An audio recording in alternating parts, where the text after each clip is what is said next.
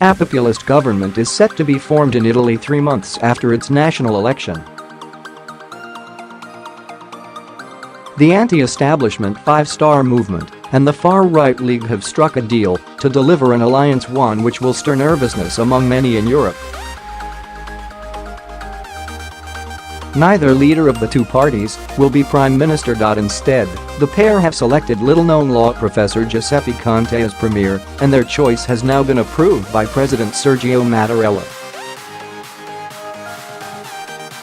A deal which outlines the prospective government's program was presented to the president on Monday evening. It comes after weeks of tense negotiations in the Eurozone's third-largest economy. It has at its core billions of euros in tax cuts, increased welfare payments for the poor, and the scrapping of unpopular pension reforms. Both parties also want to pursue an aggressive crackdown on immigration and favor a shift towards Russia on foreign policy, with the lifting of sanctions against Moscow. Members of Five Star and the League were consulted and approved the joint plan published last week. All that remains now is for Mr. Conte to finalize the makeup of his government and for the official swearing-in. While there will be relief that a government can finally be installed, there will be concern that Italy could now become a source of political, economic, and financial risk for the European Union. Five Star was co-founded by comedian Beppe Grillo in 2009 under an anti-establishment banner to fight corruption and politics as we know it. It is led by 31-year-old Luigi Di Maio. Italy election: populist parties claim right to govern after poll stalemate. League, formerly Northern League, was set up in 1991 as a secessionist movement for Italy's northern regions. It is now headed by 45-year-old Matteo Salvini, whose anti-immigrant Italians first narrative dominated the election campaign.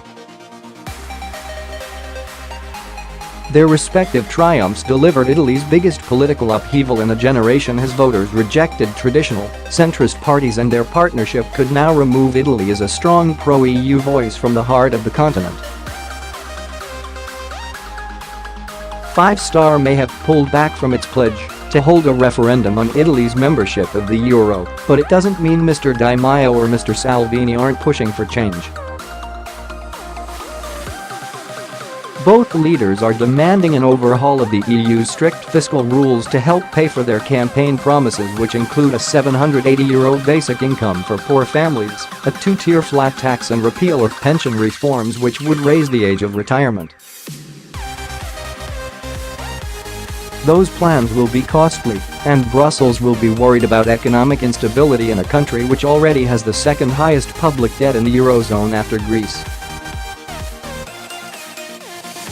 Both men also want an aggressive approach to migration. They have called for the quick deportation of an estimated 500,000 immigrants from Italy and are demanding more help from Brussels in trying to deal with people entering the country predominantly from North Africa. The pair have called the EU's rules on migration unsustainable for Italy, demanding an overhaul of the so-called Dublin rules, which oblige migrants to apply for permission to stay in the country where they first arrive.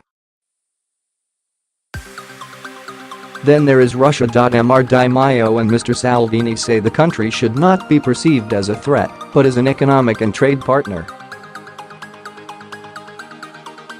They want an immediate lifting of sanctions against the country. This would set Italy on course for a bust-up, not only with the EU, but also with the US, where officials have warned no country can lift the measures without serious consequences.